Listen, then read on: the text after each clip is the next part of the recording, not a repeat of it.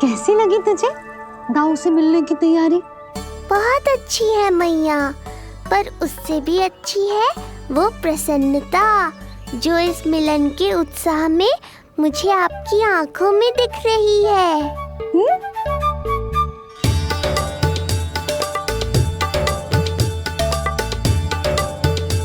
यशोदा, तुमने तो दो भाइयों के मिलन को भी त्योहार बना दिया। हाँ तो ये किसी त्योहार से कम थोड़ी ना है। ये शुभ दिन दोनों भाई के मिलन को पूरा गांव देखेगो। तो फिर अब बड़ी मैया को बुलाओ ना मैया। यशोदा जी, रोहिणी जीजी इतनी प्रतीक्षा क्यों करवा रही है? इतने दिवस से छुपा के रखे हो लल्ला को, अब तो शीघ्रता करनी चाहिए ना, है ना भाभी? प्रतीक्षा अवश्य की है, किंतु फल भी तो मीठा मिलेगा। आती होंगी रोहिणी जीजी।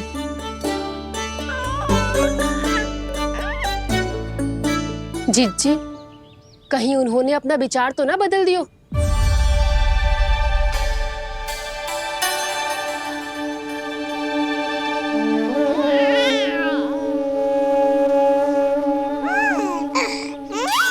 कितनी शीघ्र चिंतित हो जाते हो आप सब। देखो आ रहे हैं वो। लाल छुपा रखने को विवश थी नियति की सताई, भूल के भय माज प्रभु की जग सम्मुख है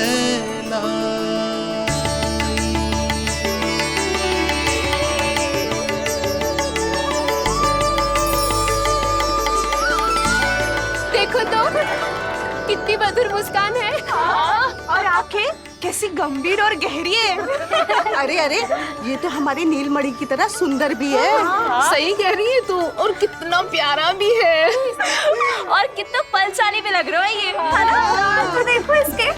हाँ देखो, लाल लाल टमाटर की तरह।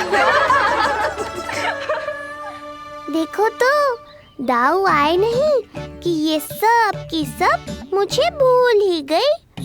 अरे हटो सामने से, मुझे भी तो देखने दो।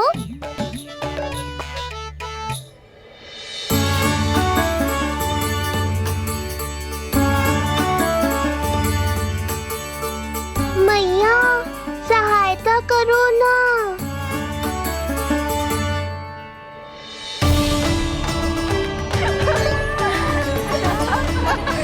चलो हटो सब, हटो हटो हटो हटो सामने से। चलो दोनों भाइयों को एक दूसरे से मिलने तो दो।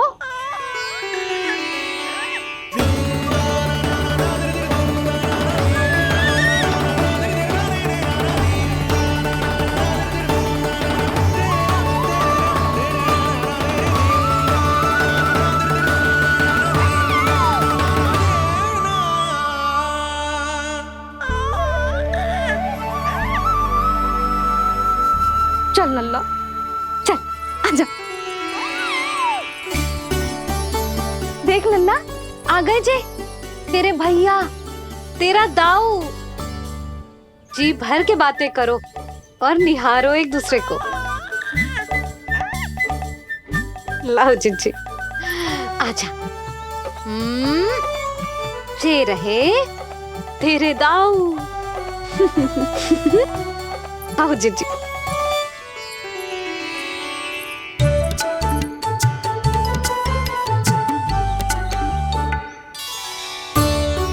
स्वागत है दाऊ। कितनी प्रतीक्षा के बाद अब जाकर आपसे भेंट हुई है।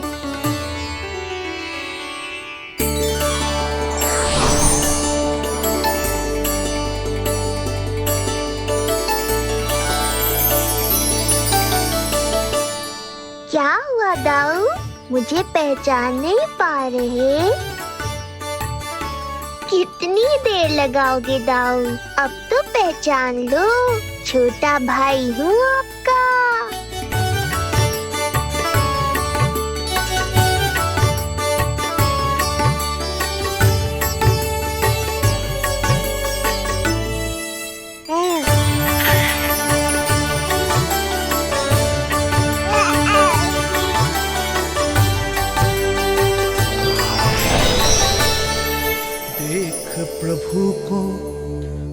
भक्त शेष की आंखें है भर आई, भावुक हरि भी निहारे की अब मिलन की बेल आई।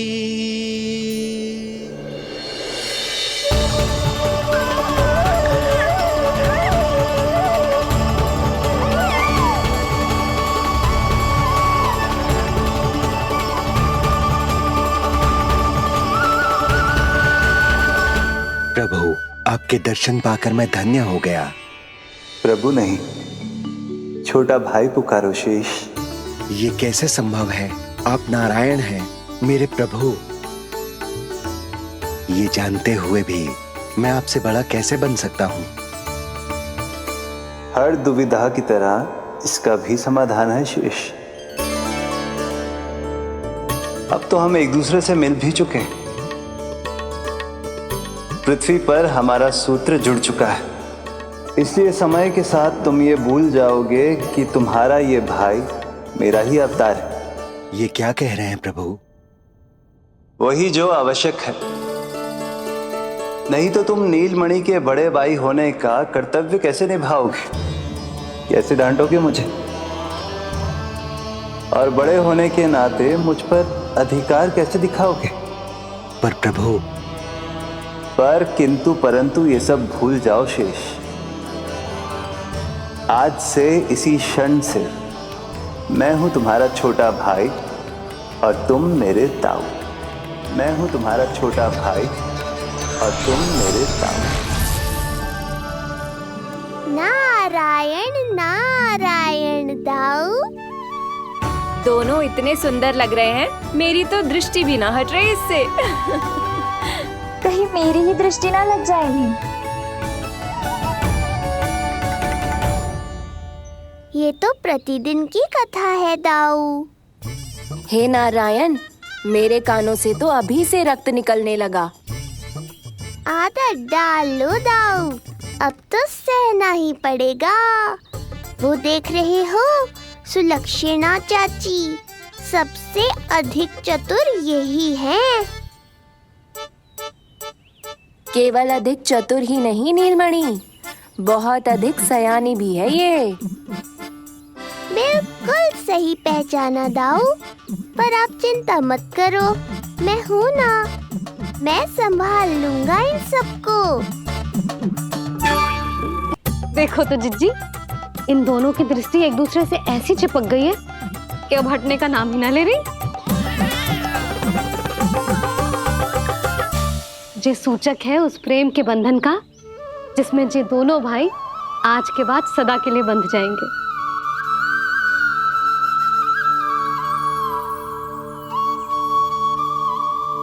मुझसे भूल हो गई यशोदा, मैंने इन दोनों को पहले ही मिलवा देना चाहिए था।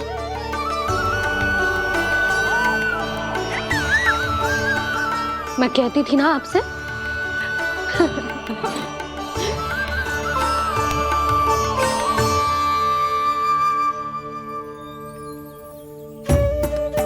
आई मैं।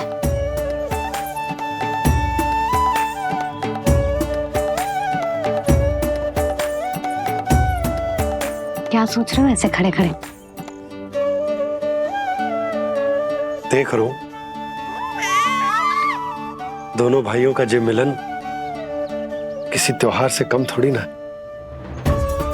सही कहा था तुमने।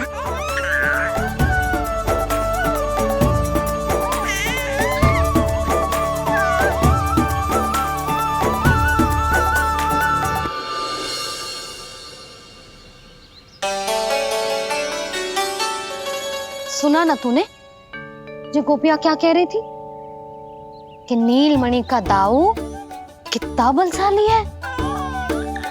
इसका तो यही अर्थ हुआ ना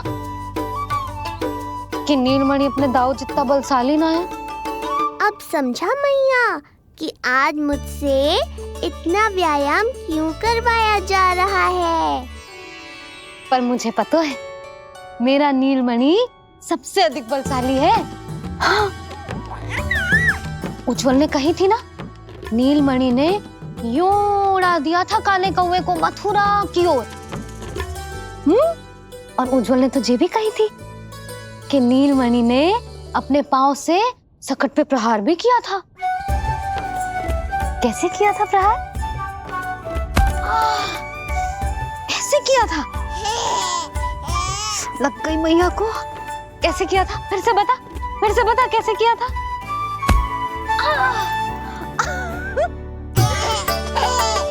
मेरे लल्ला में कितना बल है। मैया को ही धकेल दियो पीछे। अच्छा ही है कि आप उज्जवल के कहे को गंभीरता से नहीं ले रही, नहीं तो आपका ये रूप मैं कैसे देख पाता मैया। फिर से बता कैसे मारा था? कैसे मारा था?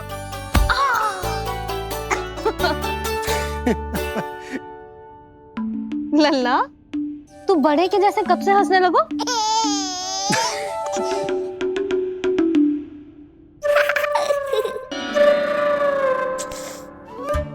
आप यहाँ क्या कर रहे हो?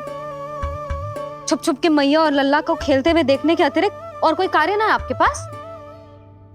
कार्य तो है,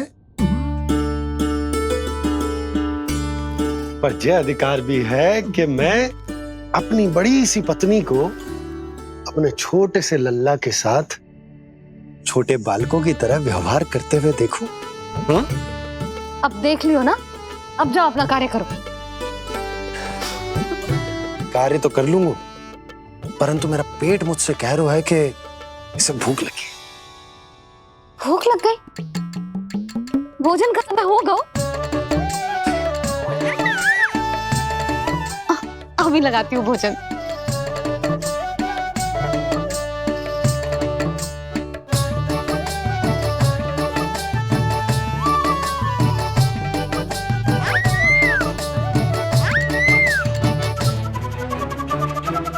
क्या हुआ लल्ला? इतना उतावला क्यों हो रहा है तू? तुझे भी भूख लगी आई है क्या?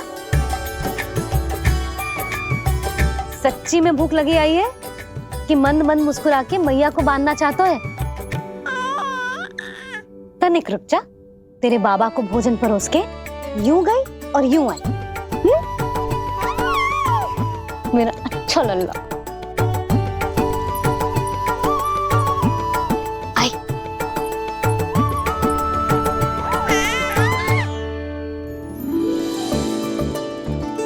आज केवल रोटी है खाने में? ना, दाल है ना, तरकारी भी है, दही है, लड्डू भी है। तो दाल ले आओ। अभी लाई है।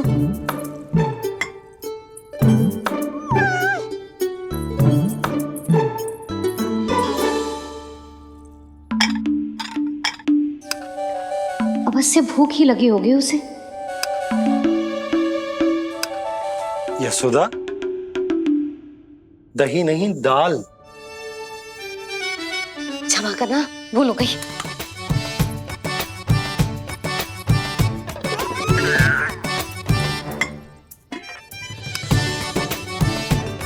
यशोदा, दाल दाल।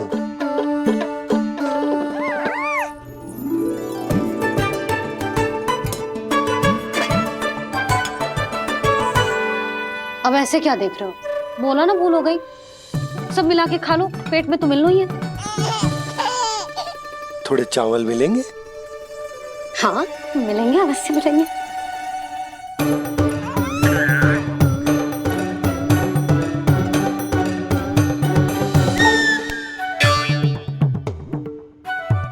लड्डू नहीं, चावल।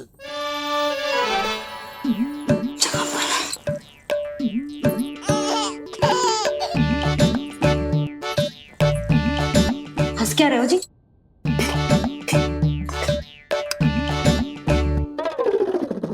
आज व्यायाम भी बहुत कस के करवाओ था मैंने, कहीं अधिक भूख तो ना लगी होगी।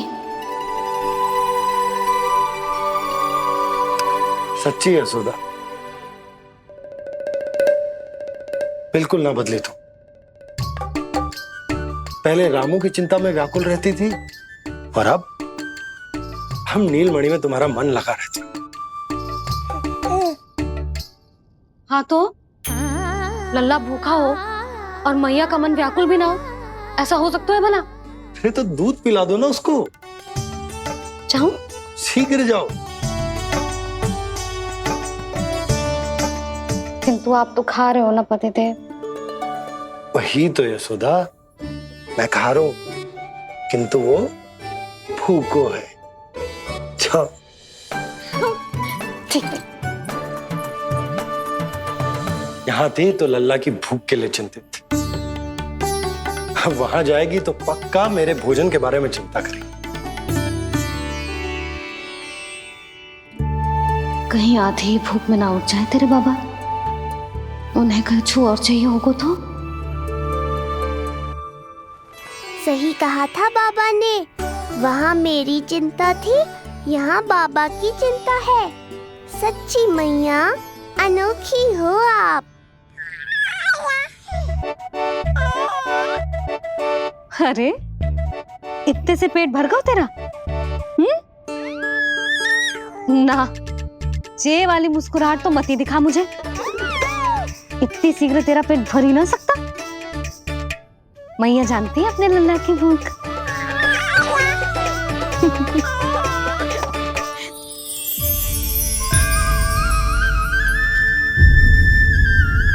ये क्या है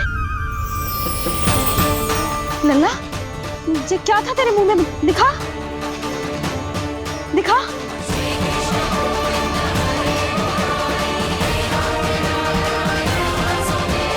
मैया को सब पता है, इतनी जल्दी तेरा पेट भर ही ना सकता।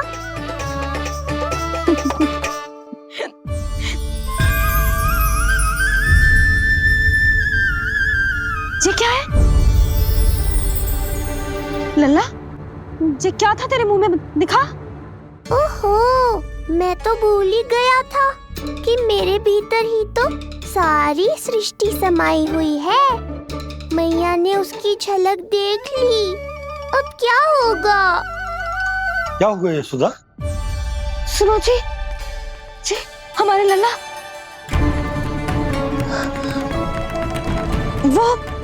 वो इसके मुंह में। क्या? भूल जाओ ना मैया, कुछ नहीं था मेरे मुंह में।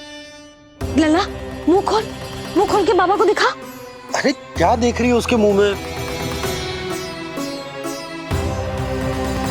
अवश्य ही मेरा दृष्टि भ्रम होगा, किंतु ऐसा भ्रम। अरे बताओ ना यशोदा, या फिर मुहूर्त शीघ्र ना बताने की बात का प्रतिशोध ले रही हो तुम? ना, ऐसी बात ना है। तो फिर बताओ ना, क्या बात है? हा? मैंने लल्ला के मुंह में कुछ देखो। क्या देखो? अब फंस गया मैं। मैया बाबा को सब कुछ बता देंगी और राय का पहाड़ बन जाएगा। फिर कैसे संभालूंगा इन दोनों को? ऐसे लगो जैसे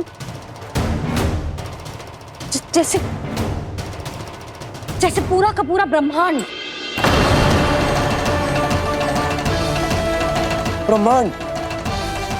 लल्ला के मुंह में। अच्छा, तुम मेरा मुंह देखो।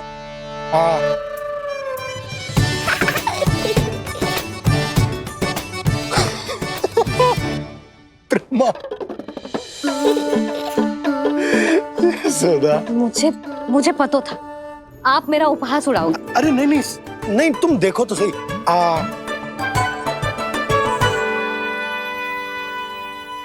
ब्रह्मांड ना सही, गोकुल तो दिखना चाहिए।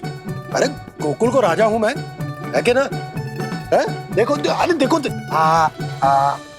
धन्यवाद बाबा, आपने इस बात को गंभीरता से नहीं लिया, इसलिए अब मैया भी नहीं लेंगी। आज तो बचा लिया आपने। आज के बाद ना आपको कुछ बताऊंगी ही ना। आप जाओ, नामकरण उत्सव की तैयारी करो। और हाँ, इस बार भी उत्सव छोटा ही करना है, जो तो मत ही बोलना आप। हाँ। अब इसे कैसे समझाऊं कि हम कोई भी उत्सव बड़ा ना कर सकते? व्यर्थ ही कंस की दृष्टि पड़ जाएगी हम पर।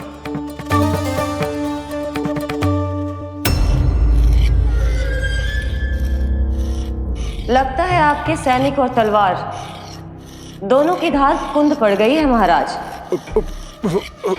महाराज, मुझे भय था कि कहीं ऋषि गर्ग मुझे श्राप ना दे दे।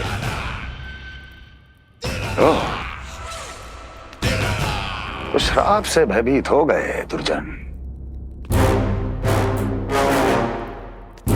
किंतु कंस तो कोई श्राप नहीं देता, सीधा मृत्यु देता है। ऐसा न करे महाराज, दया करे, दया निदान। यदि मैं उनकी इच्छा के विरुद्ध भीतर जाने की कोशिश करता तो जितनी सूचना मुझे मिली है उतनी भी नहीं ला पाता। तब आपको कैसे पता चलता महाराज कि आपकी बहन और बहनोई मात्र अपनी मृत संतानों के श्राद्ध के लिए वहां नहीं गए थे?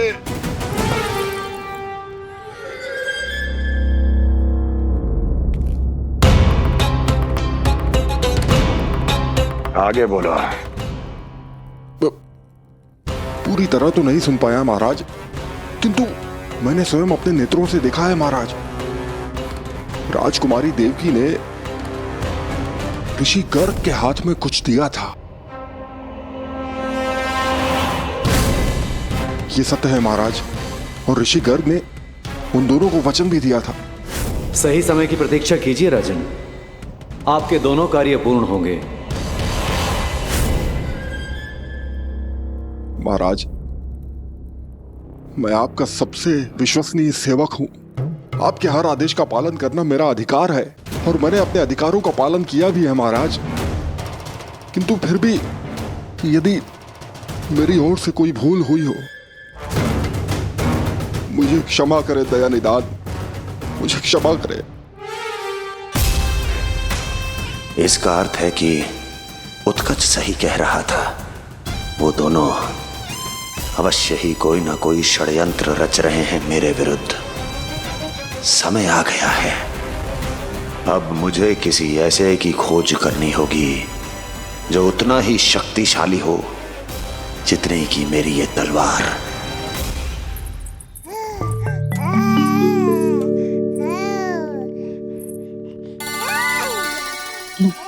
अभी से पुकारने लगो जी, अभी तो आई हो रसोई में।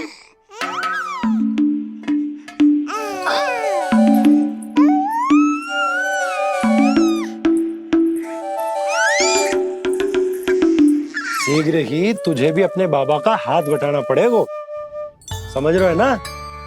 बटाएगा ना हाथ? अभी जो 100 दिन का भी ना हो और जिस नन्हे से बालक को काम काज का भार सौंपने की बात करने लगे। काम का नाम सुनते ही मुख से स्वर ना निकल रहे तेरे। अभी तो बड़ा ऊ कर रहा था। बता, हाथ बटाएगो के ना? अरे बता ना।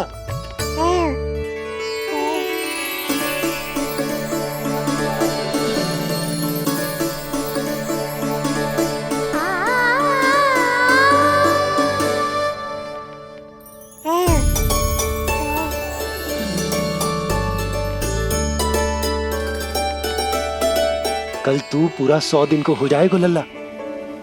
पंडित जी आएंगे, तुझे नया नाम मिलेगा। देखो तो मन में तो इनके भी कितना उत्साह भरो है, बस दृष्टि में मैं ही आती हूँ। और कल तुझे वो नाम मिलेगा लल्ला जिससे पूरा संसार तुझे पहचानेगा।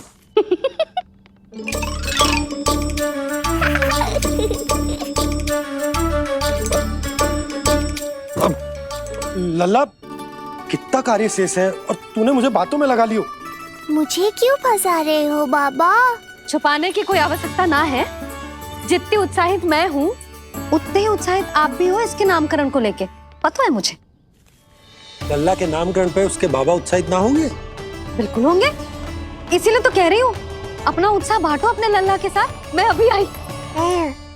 अच्छा, ऐसे तो तुम लल्ला को छोड़ के कहीं ना जाती। अभी कहाँ चली? रोहिणी जिज्जी के पास, और कहाँ? लल्ला और उसके दाव के नामकरण की तैयारी करनी है कि ना?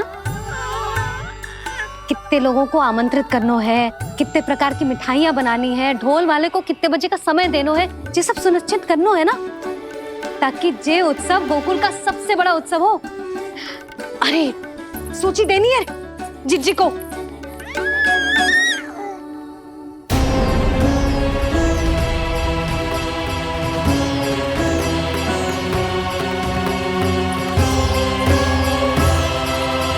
सबकी कोई आवश्यकता ना है।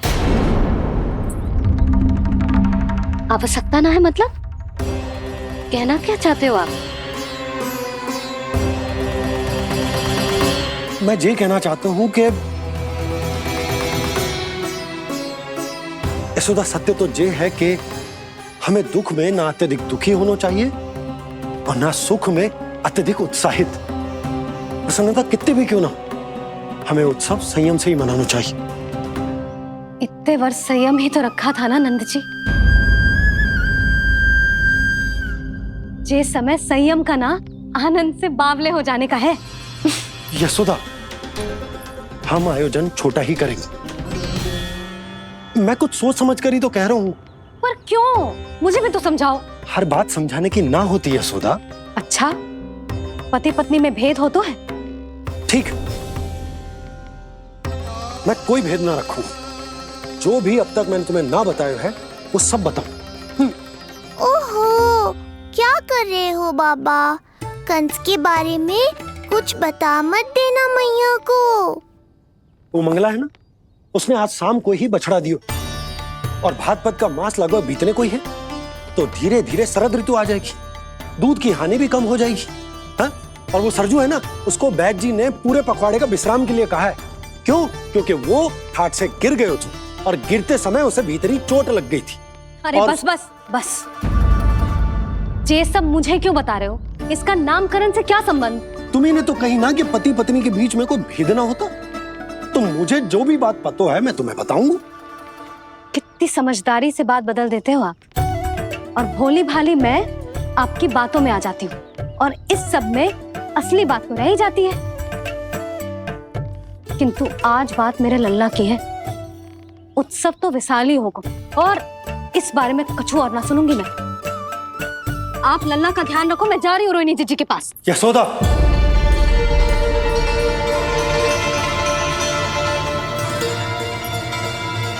बात केवल सुनने की ना होती, उसे समझना भी पड़ता है।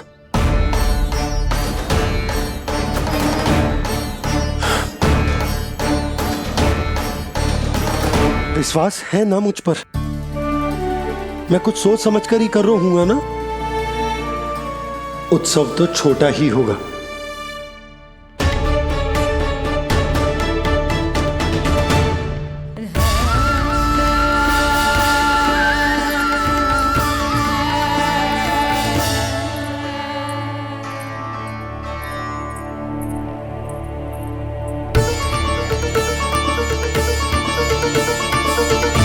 क्षमा करना लल्ला, तेरी मैया को डांटना पड़ गया। आपको मेरी सुरक्षा की चिंता है बाबा, समझता हूँ मैं, इसलिए आपने ये निर्णय लिया है।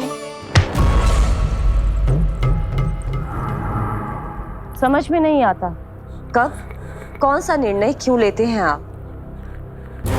यदि कंस को समझना इतना आसान होता तो कंस नहीं होता।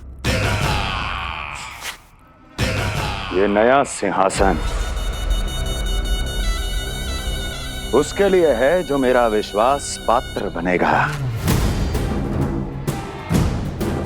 मेरे दाहिने हाथ की तरह मेरे मन के सबसे निकट होगा वो।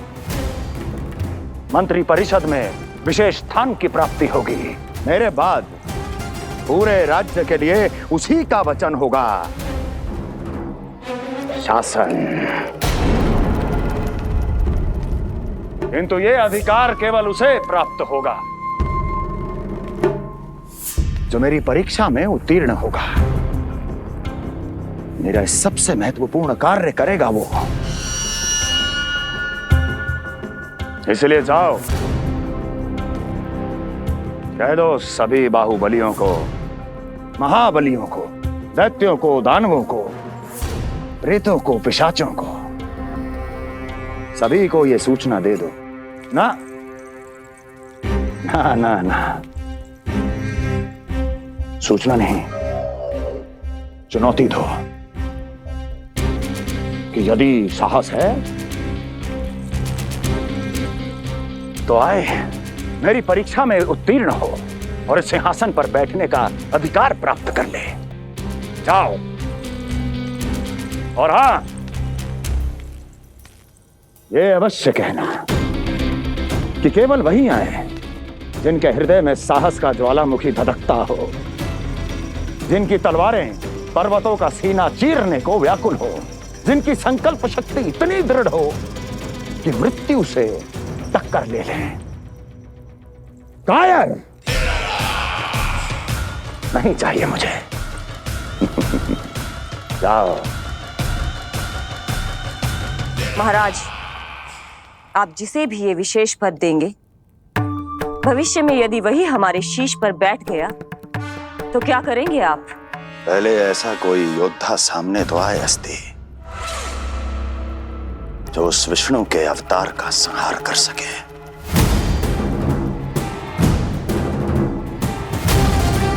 और जहां तक प्रश्न है हमारे शीश पर बैठने का, तो स्मरण रखो अस्ति,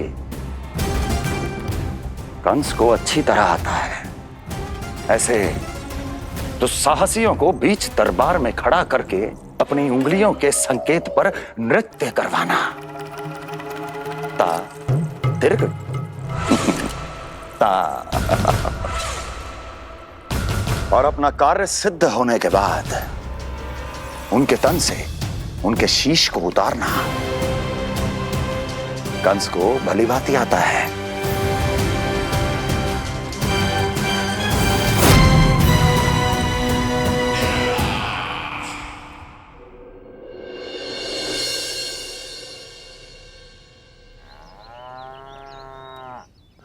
पूरे 100 दिन का होगा हुआ तो लल्ला, कम से कम 100 व्यक्ति तो आने चाहिए थे ना तेरे और तेरे दाऊ के नामकरण में। हाँ, अब तुम मुस्कुरा क्या रहो है? तू ही बता, जे भवन देख के लग रहा है कि यहाँ कोई उत्सव है?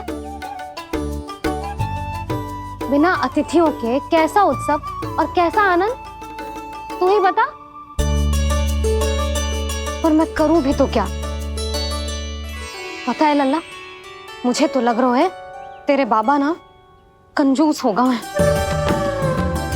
नहीं तो भला और क्या समस्या हो सकती है उन्हें बड़े आयोजन से? अरे गोकुल के राजा का लल्ला है तू, राजकुमार। यदि तेरा आयोजन बड़ा ना होगो तो भला किसका होगो?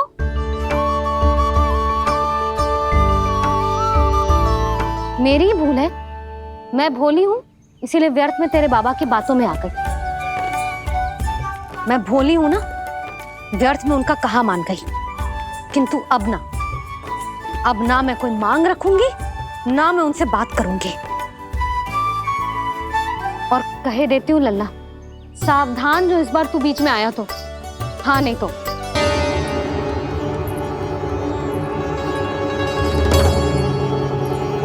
क्या होगा?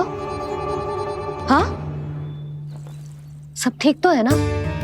आप इतनी चिंता में क्यों हो जी? कोई बुरी सूचना तो ना मिली? अब जे मत ही कहना कि जे भी मुझसे छुपाना पड़ेगा। जो भी है मुझे बताओ।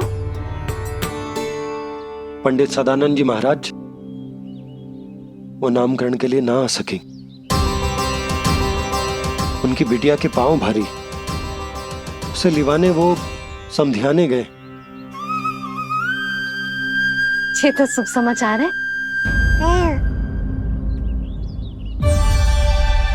किंतु मेरे लल्ला का नामकरण अब वो सही मुहूर्त पे कैसे होगा? वही तो समझ ना आ रहा। ऐसे मन छोटा करने की आवश्यकता नहीं है मैया बाबा। आप दोनों तो स्वागत की तैयारी करो, आ रहे हैं वो।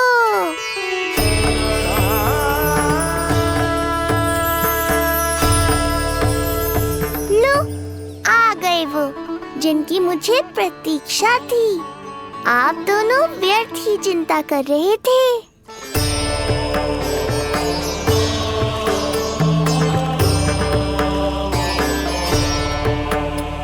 अब कौन करेगा मेरे लल्ला का नामकरण?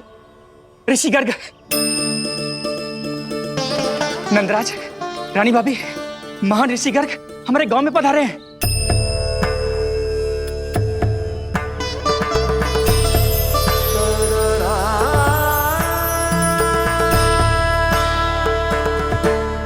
ऋषि गर्ग गोकुल में? हाँ नंदराज, और कह रहे थे उन्हें यादव राज वासुदेव जी ने भेजो है रानी जी के पास। अरे तो तुम लोग खड़े खड़े क्या देख रहे हो? जाओ उनके सत्कार की तैयारी करो।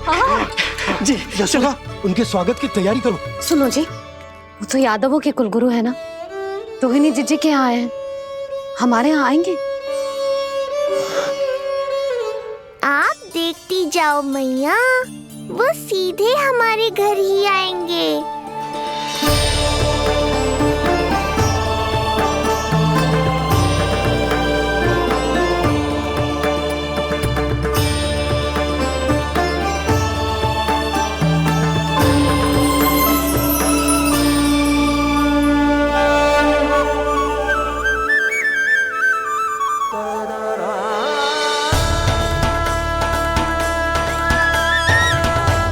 ये क्या हो रहा है मुझे? मैं उस भवन की ओर क्यों बढ़ा जा रहा हूँ? क्योंकि आपके यहाँ आने से ही मेरी मैया बाबा की चिंता समाप्त होगी ऋषिवर। ये बात तो मैं न जानता, परंतु मुझे जाकर उनको स्वागत करना चाहिए।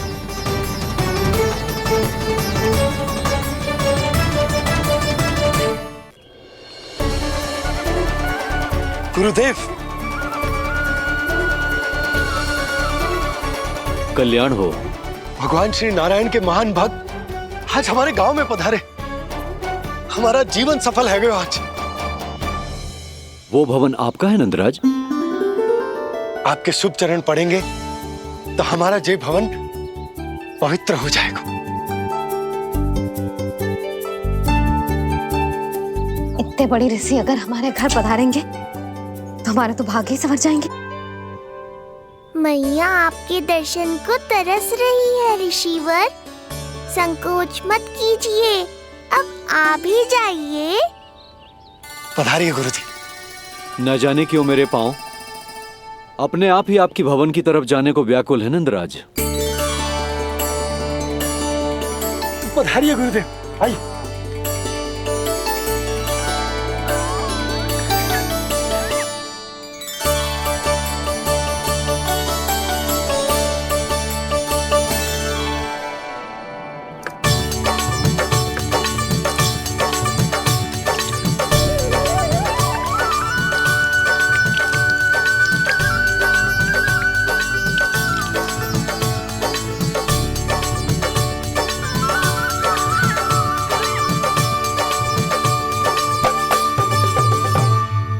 कल्याण हो। पधारिए।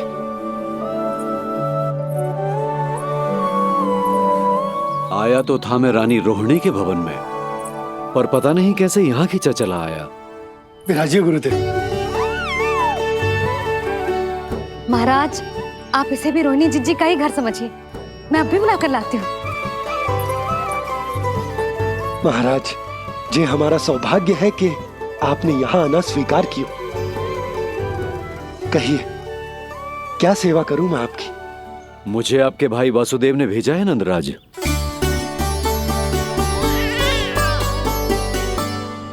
प्रणाम गुरुदेव। स्वामी जी ने आपसे इतनी दूर आने का आग्रह किया है, अवश्य ही कोई बड़ा कारण होगा। कारण तो है, आपके पुत्र का नामकरण करने आया हूं मैं यहाँ।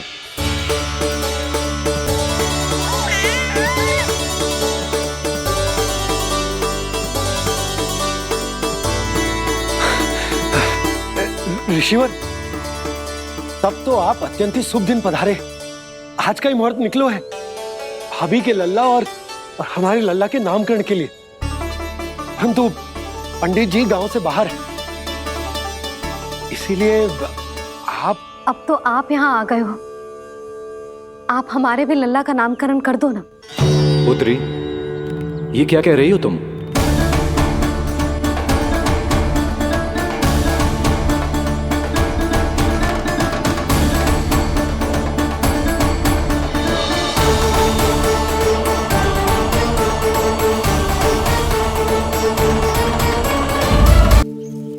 आप हमारे भी लल्ला का नामकरण कर दो ना।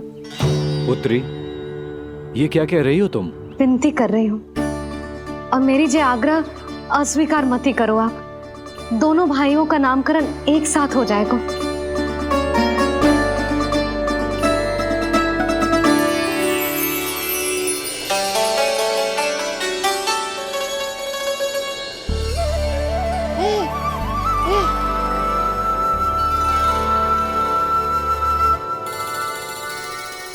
कितने प्यारे और निर्दोष बालक हैं।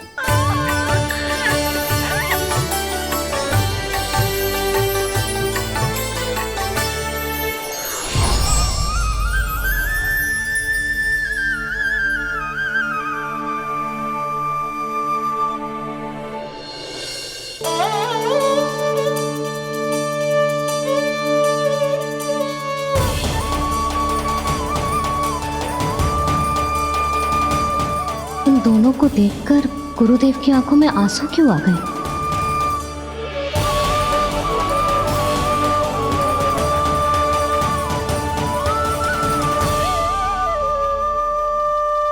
ये क्या कर रहे हैं ऋषिवर?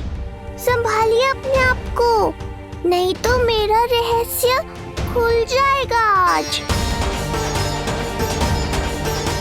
अरे ऋषिवर, हाथ मत जोड़िए।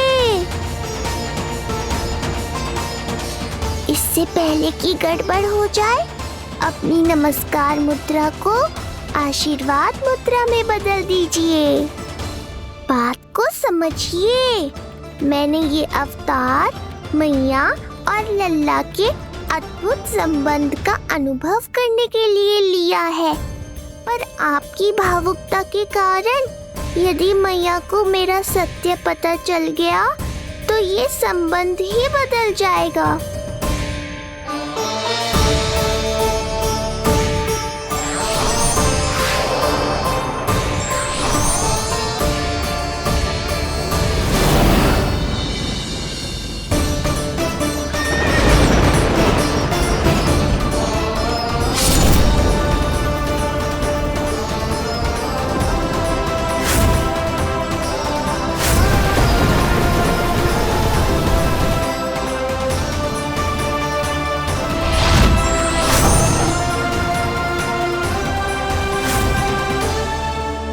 अब आप सब कुछ जान चुके हैं ऋषिवर, इसलिए अब मेरे सामने हाथ जोड़कर मेरे सत्य को उजागर मत कीजिए। अपने शिष्य वसुदेव के पुत्र के रूप में मुझे आशीर्वाद दीजिए।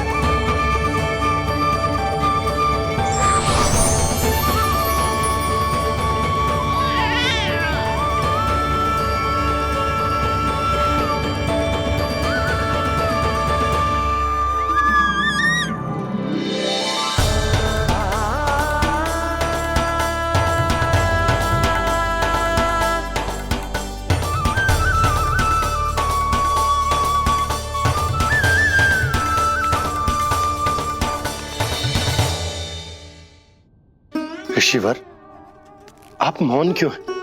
और आपकी आंखों में आंसू? सब कुछ ठीक है ना? अब तो आप हमारे लल्ला का नामकरण करोगे ना? इन दोनों का नामकरण करना मेरा सौभाग्य होगा पुत्री।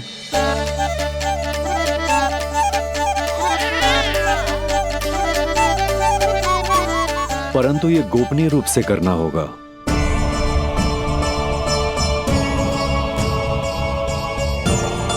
अवश्य ही स्वामी का आग्रह होगा, ताकि कंस की बुरी दृष्टि हमारे पुत्र पर ना पड़े। ये तो बहुत महान ऋषि हैं, इन्हें कंस के अत्याचारों के बारे में अवश्य पता होगा। अपनी संतान का नामकरण संस्कार करना एक मां के लिए उत्सव से कम नहीं होता है, पर यह छुपकर करना होगा। आप दोनों को स्वीकार तो है ना? जैसी आपकी आज्ञा गुरुदेव।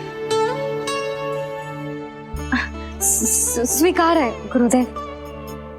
तो फिर कहाँ करना है हमें नामकरण का प्रबंध? गुरुदेव, मंदिर सही रहेगा?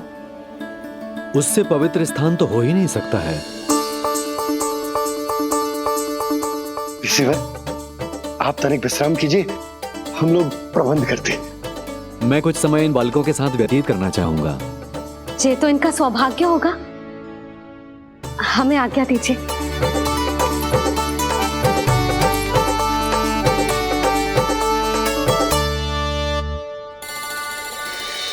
प्रभु, स्वयं भगवान होकर भी आपको बंदी गृह में जन्म लेना पड़ा।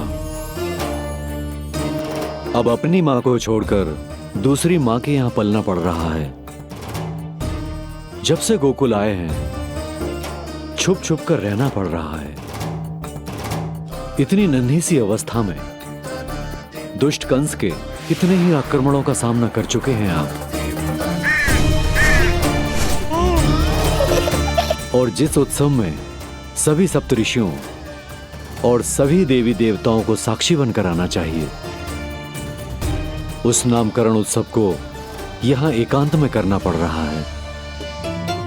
क्यों प्रभु, इतने कष्टों को सहकर ये अवतार क्यों लिया है आपने? दुष्टों का नाश करने के लिए, धर्म की स्थापना करने के लिए और सबसे अधिक मैया की ममता का अनुभव करने के लिए। पर इसके लिए इतने कष्ट?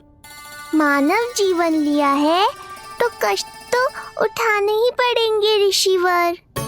मानव जीवन की आंच जला रही है, फिर भी आप मुस्कुरा रहे हैं प्रभु।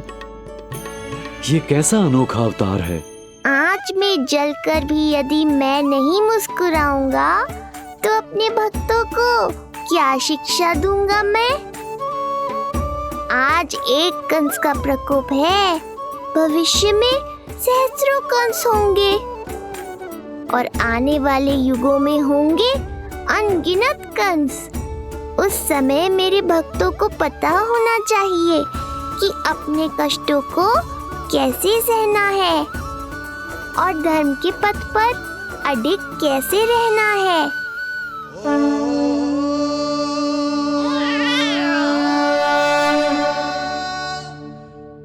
आप धन्य हैं प्रभु। देखा अस्ति, जब सिंह दहाड़ता है तो वन के सभी जीव जंतु इकट्ठे हो ही जाते हैं। वो सब जो मेरा विश्वास पात्र होने का अधिकार और ये सिंहासन पाना चाहते हैं, सामने आए। बुद्धि के बिना बल अपंग होता है महाराज, और मेरे पास बुद्धि और बल दोनों हैं। आप केवल आदेश दीजिए किसका संहार करना है।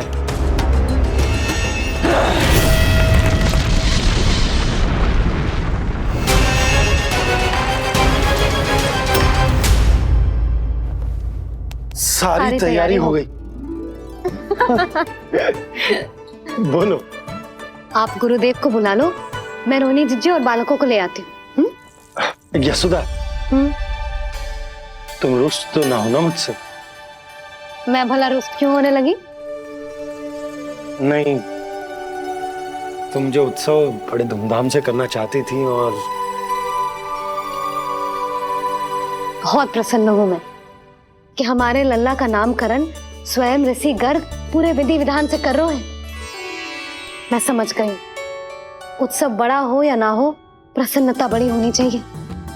अरे मैं तो इतनी उत्साहित हूँ कि दोनों भाइयों का नामकरण आज के शुभ मुहूर्त पे हो रहा है। तो इससे पहले जो बीत जाए, जाओ। आप भी बुला लो।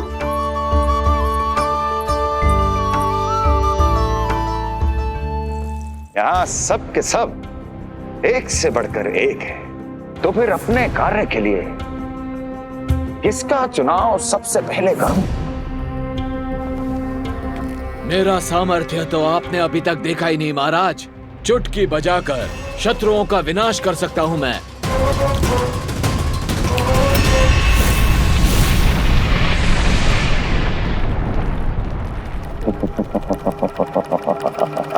वाह!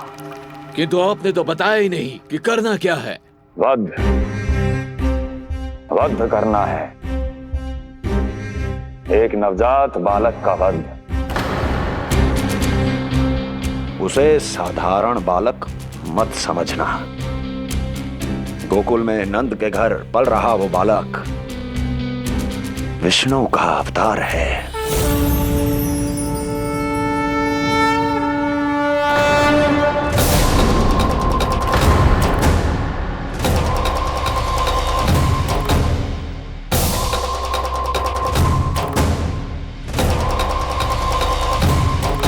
क्या हुआ? इतना सन्नाटा क्यों छा गया? क्षमा कीजिए महाराज, पर मैं नन्हे बालकों के साथ हिंसा नहीं करता। विष्णु अवतार बड़ा छलिया है महाराज, मैं उसका मुख भी नहीं देखना चाहता।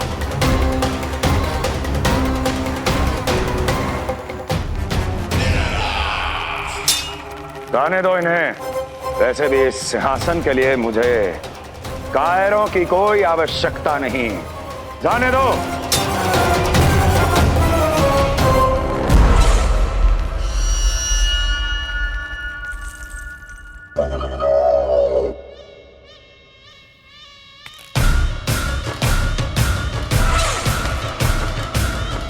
दुर्जन, क्या कहा था मैंने कहा था केवल वही आए जिनके हृदय में साहस का ज्वालामुखी धधकता हो, जिनकी तलवारें पर्वतों का सीना चीरने के लिए व्याकुल हो, जिनकी संकल्प शक्ति इतनी दृढ़ हो कि वो मृत्यु से टक्कर ले जाए। वही होगा इस सिंहासन का असली अधिकारी। महाराज,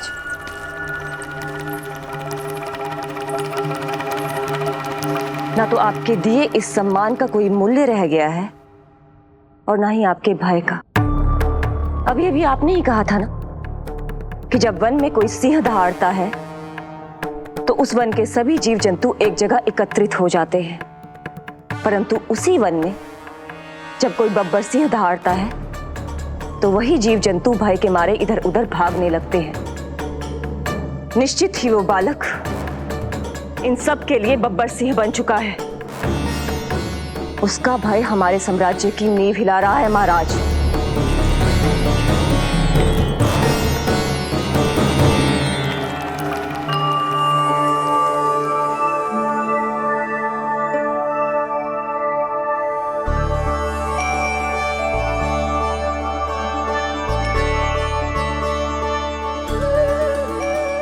हे नारायण, मेरा मार्गदर्शन कीजिए। हे मां सरस्वती, मुझे आशीर्वाद दीजिए ताकि मैं दोनों बालकों के लिए सर्वोत्तम नामों का चुनाव कर पाऊं।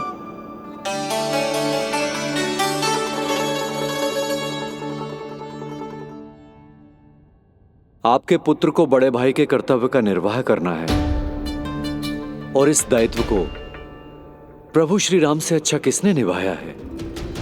जैसा अटूट संबंध उनका अपने भाइयों के साथ था, मैं श्री नारायण से प्रार्थना करता हूं कि वैसा ही प्रेमपूर्ण संबंध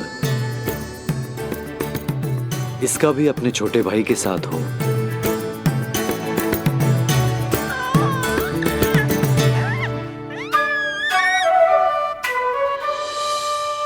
इसीलिए इसका नाम राम हो, इसीलिए इसका नाम राम, इसीलिए इसका नाम राम।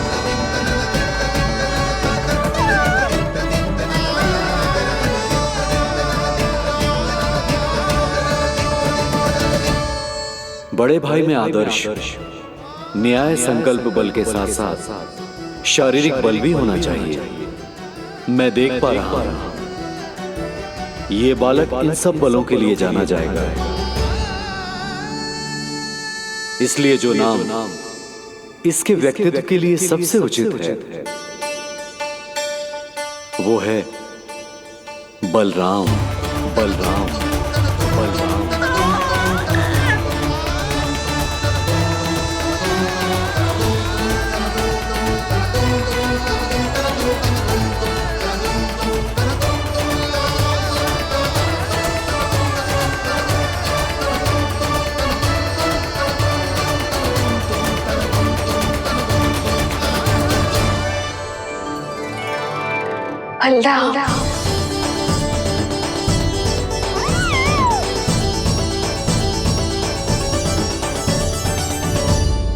तो फिर उसका नाम बल राम रखना। कैसा अद्भुत संयोग है रिसीवर। जब इसके जन्म की सूचना देने मैं वसुदेव भैया के पास मथुरा गया था, तब उन्होंने भी यही नाम रखा था, बलराम। ये संयोग नहीं, नारायण की इच्छा है नंदराज। बलराम से अधिक उपयुक्त नाम इस बलराम के लिए कुछ और हो ही नहीं सकता है। पर मैं तो दाऊ कहकर ही बुलाऊंगा इन्हें, बलदाऊ।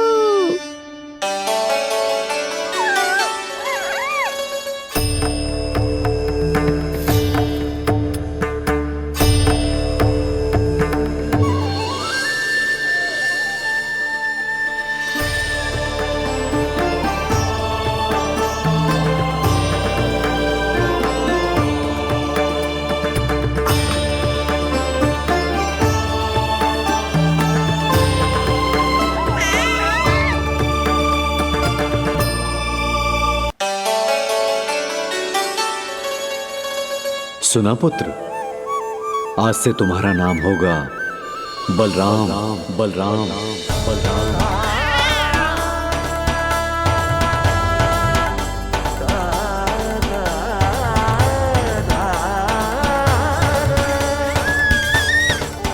गुरुदेव, कितना अद्भुत नाम दिया है आपने इसे। अब मेरे लल्ला को भी ऐसा ही कोई उत्तम सा नाम दे दो।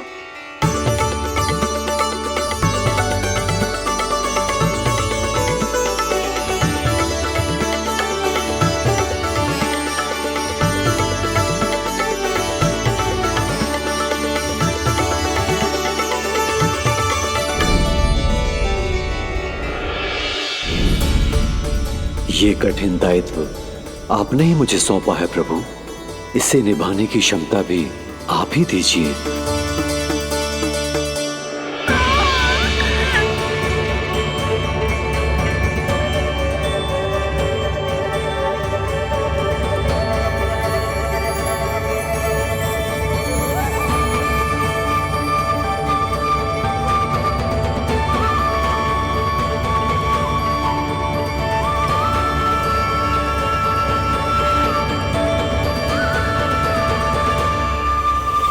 कृष्ण कृष्ण कृष्ण कृष्ण कृष्ण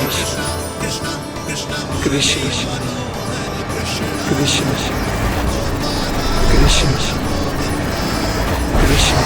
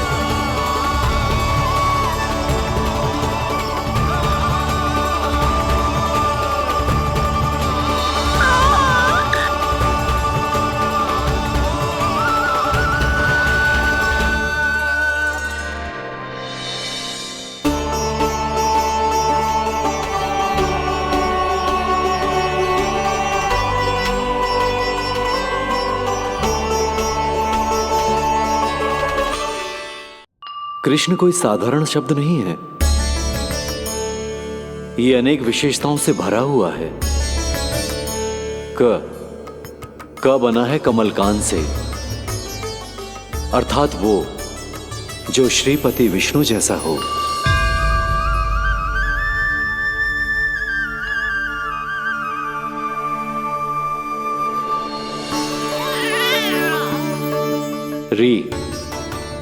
री की उत्पत्ति हुई है श्री राम से, अर्थात वो जो सबके हृदय में बस जाए। श ऐश्वर्य के स्वामी विष्णु के लिए, अर्थात वो जो समृद्धि लेकर आए।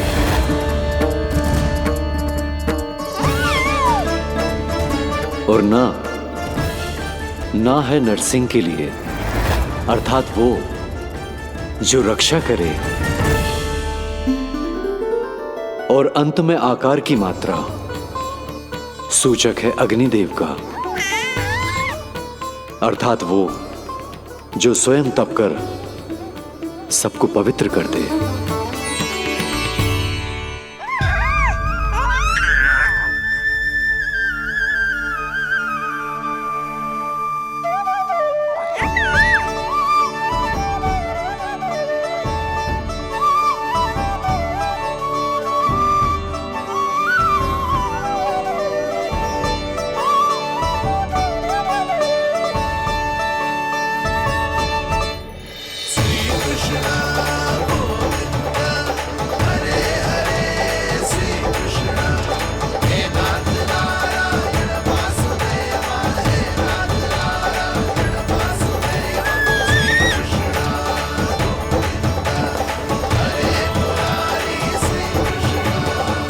आज से तुम्हें सारा संसार जिस नाम से पहचानेगा वो नाम है कृष्ण। वो नाम है कृष्ण। वो नाम है कृष्ण। वो नाम है कृष्ण। कृष्ण कृष्ण कृष्ण कृष्ण कृष्ण कृष्ण कृष्ण कृष्ण कृष्ण कृष्ण कृष्ण कृष्ण कृष्ण।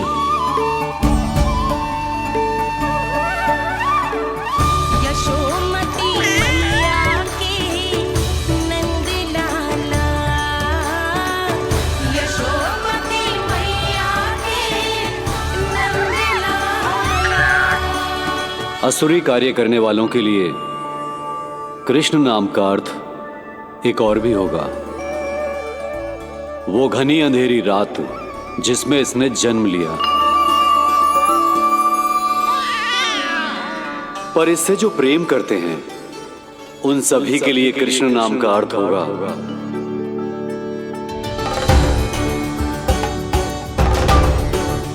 अतुलनीय सुंदरता और अथाह प्रेम।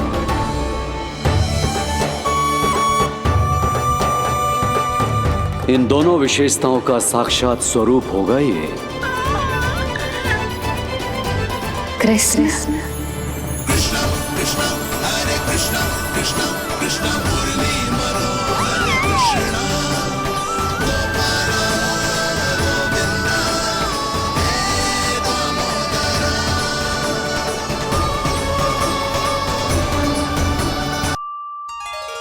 कृष्ण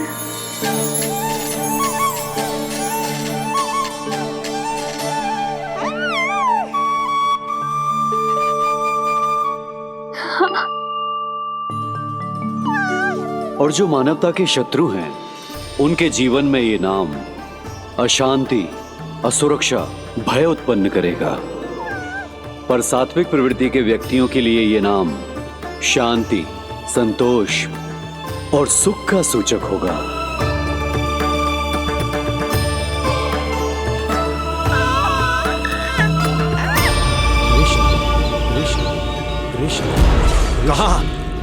कहां से आ रही है ये ध्वनियां? कहां से आ रही है ये ध्वनियां?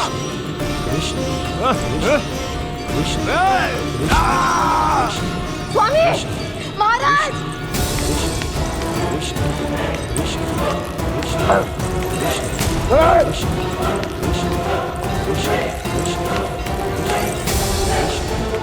कैसी ध्वनि महाराज?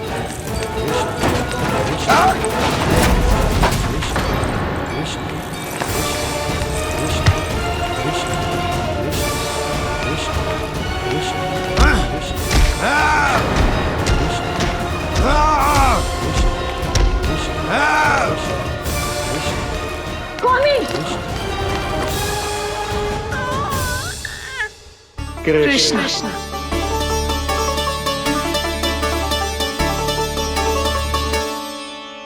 कृष्ण,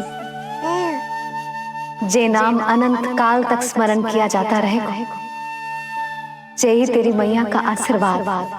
संसार मुझे कृष्ण बुलाए या नीलमणि कहकर पुकारे, मैं रहूंगा तो बस यशोमती मैया का नंद लाला। यशोमती मैया के नंद लाला, यशोमती मैया के नंद लाला।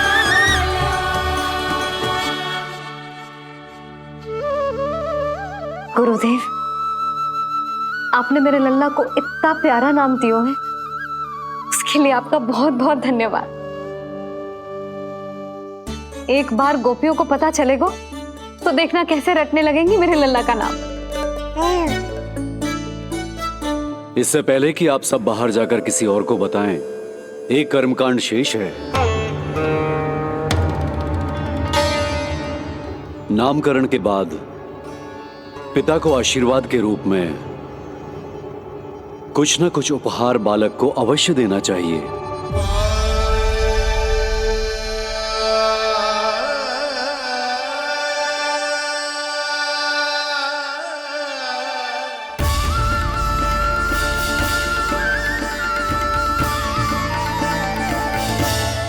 मैं क्या दूं?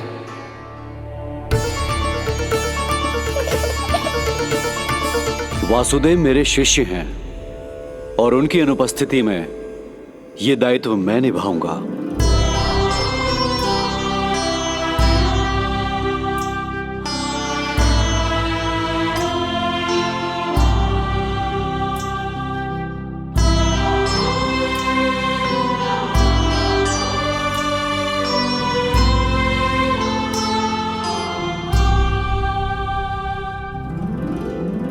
इसे अपने पिता की ओर से स्वीकार करो पुत्र।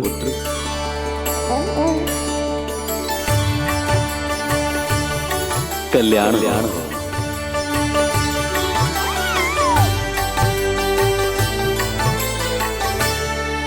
क्या दूं मैं इसे?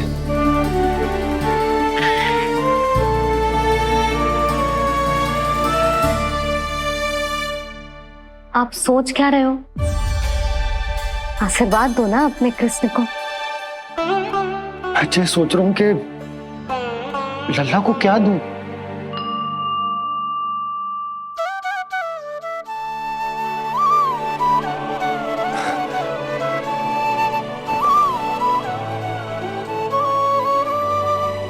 लल्ला, तू स्वयं ही बता दे, तुझे क्या चाहिए?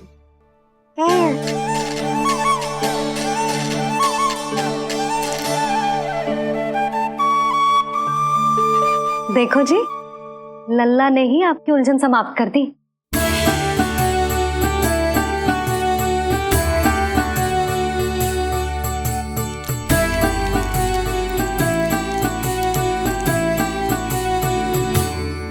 मेरा आशीर्वाद कि तेरा जे नाम कृष्ण तेरी प्रजा के लिए बहुत हितकारी हो।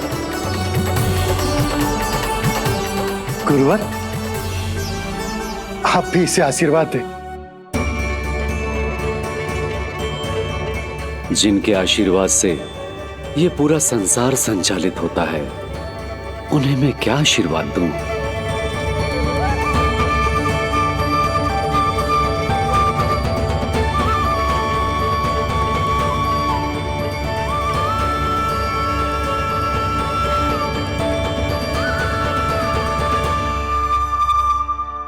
आपने तो मुझे मेरे मेरा नाम दिया है ऋषिवर। ये तो मेरा सौभाग्य था प्रभु कि आपने इस कार्य के लिए मुझे चुना। पर आपका कार्य अभी समाप्त नहीं हुआ ऋषिवर। एक विनती और है मेरी। आज्ञा दीजिए प्रभु, क्या करना होगा मुझे? बाबा को मेरी वास्तविक पहचान बतानी होगी आपको, और इन्हें इस बात के लिए मनाना होगा कि ये मैया को कभी भी मेरा सत्य पता ना चलने दे। पर प्रभु, मैं ये कैसे कर पाऊंगा? आप ही कर पाएंगे ऋषिवर, क्योंकि अब आप इस कृष्ण अवतार के मुख्य उद्देश्य को जानते हैं। बंद करो, बंद करो ये दुनिया। कौन सी दुनिया? ये दुनिया बंद करो, बंद करो। क्या सुनाई दे रहा है आप? ये शब्द तुम्हारे कानों में गूंज रहा है। बहुत समझिए। रुक जाइए। मुझे महाराज।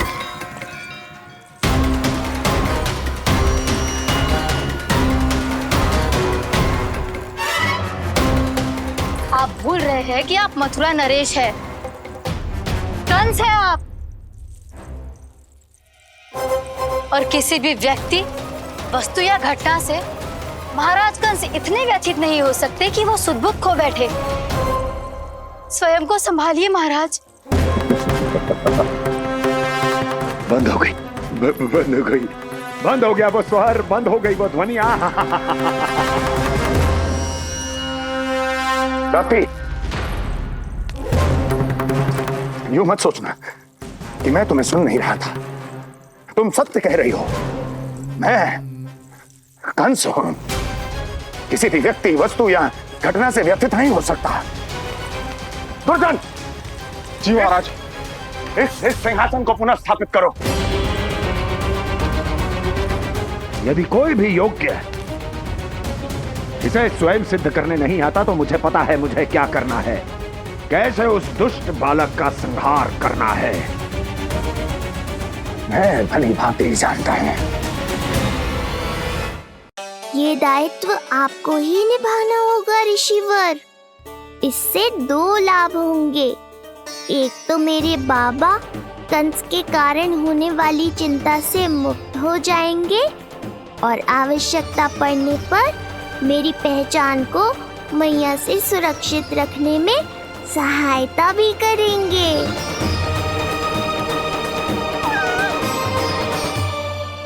नंदराज, अब बलराम और कृष्ण दोनों को भूख लग गई होगी।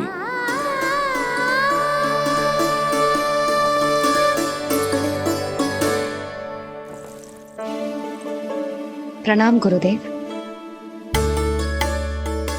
प्रणाम गुरुदेव।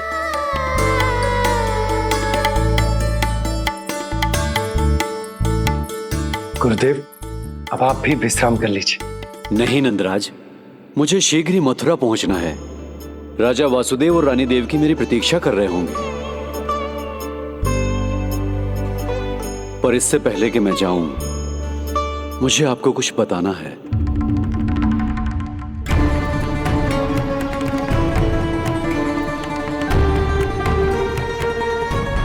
गुरुदेव, आपके ललाट पर बल पड़ गए। सब कुछ ठीक तो है ना? कहीं आप मुझे कंस के बारे में तो ना बताना चाहते? गुरुदेव, मैं जानता हूं कि कंस नवजात शिशुओं की हत्या करवा रहा है।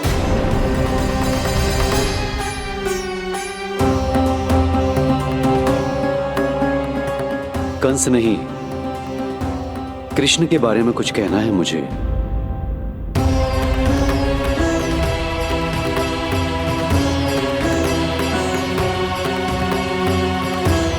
बताइए गुरुवर। मैं एक ऐसा सत्य बताने जा रहा हूं नंदराज, जो है तो वरदान, पर उसे स्वीकारना आपके लिए बहुत कठिन होगा। गुरुदेव, आप जो कह रहे हैं वो मैं समझ ना पा रहा हूं। बताइए ना।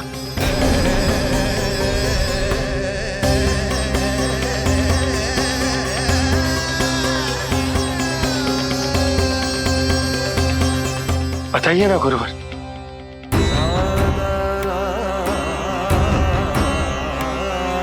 सत्य ये है नंदराज, कृष्ण राजा वासुदेव के पुत्र हैं। कृष्ण राजा वासुदेव के पुत्र हैं। कृष्ण राजा वासुदेव के पुत्र हैं।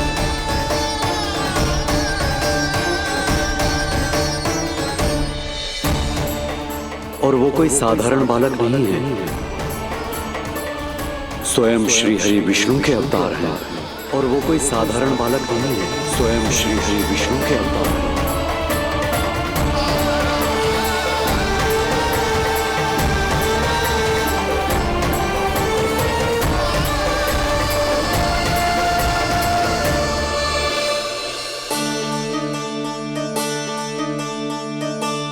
कछु विचित्र लग रहा है। कौन हो तुम? मैं हूं श्री विष्णु का अवतार। शिव, ये कैसे संभव है गुरुदेव? वो तो नन्हा सा बालक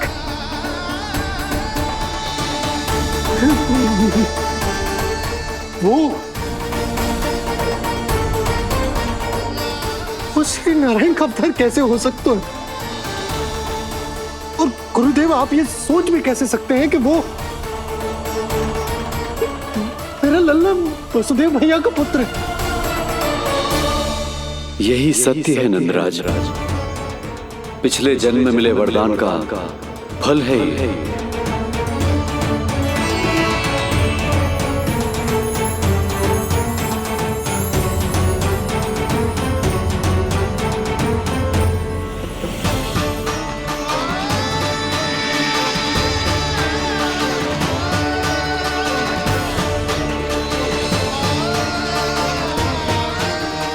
मैं आपकी संतान के रूप में अवश्य आऊंगा, किंतु उसके लिए आपको मेरे अगले अवतार के बाद एक और अवतार की प्रतीक्षा करनी होगी, क्योंकि अगले जन्म के लिए मैं पहले ही ये वरदान माता देवकी को दे चुका हूं। इस समय मैं विवश हूं, किंतु मैं आपको वचन देता हूं, आपकी संतान बनकर अवश्य आऊंगा, अवश्य आऊंगा। प्रभु, श्रीहरि को अपने सामने देखकर मेरी व्याकुलता का बांध टूट गया है। 2 जन्म बहुत बड़ा समय होता है स्वामी। अपने पुत्र के रूप में हरि को गोद में खिलाने के लिए अब मैं और 2 जन्मों तक प्रतीक्षा नहीं कर सकती। धरा!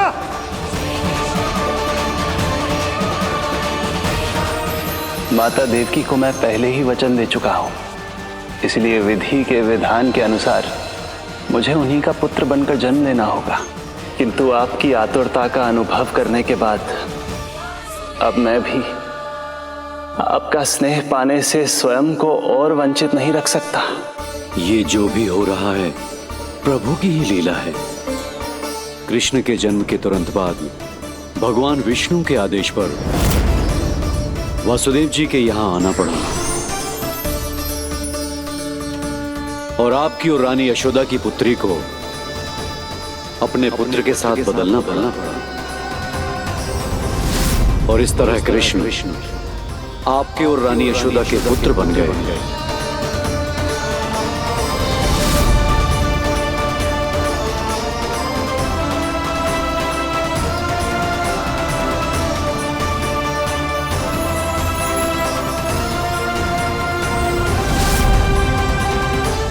आपने सही कही थी गुरुदेव, जिस सुनने में तो वरदान ही लगता, पर इसे स्वीकार करना उतना ही कठिन। जब यशोदा को इस बात का पता चलेगा तो उसे कैसा लगेगा? अपने नाम का अर्थ अच्छे से सुनो है ना तूने? उसका हर एक अक्षर भगवान श्री नारायण से संबंधित है, जैसे उन्हीं का स्वरूप है तू। बस मैया, ये सत्य आपसे छुपा रहे, इसी कारण बाबा के लिए ये जानना आवश्यक है। फिर चाहे इसे स्वीकार करना उनके लिए कितना भी कष्टदायक क्यों ना हो। नहीं नंद, ये सत्य उन्हें आप नहीं बताएंगे। स्वयं प्रभु ने मुझसे कहा है किसी और प्राणी को इसके बारे में भनक तक नहीं लगनी चाहिए, और रानी यशोदा को तो बिल्कुल नहीं। गुरुवर, कंस के आक्रमणों की जानकारी यशोदा से पहले ही छुपा कर रखना कठिन था। अब इतना बड़ा सत्य मैं यशोदा से कैसे छुपाऊंगा? आपको छुपाना ही होगा नंदराज, यही प्रभु की इच्छा है।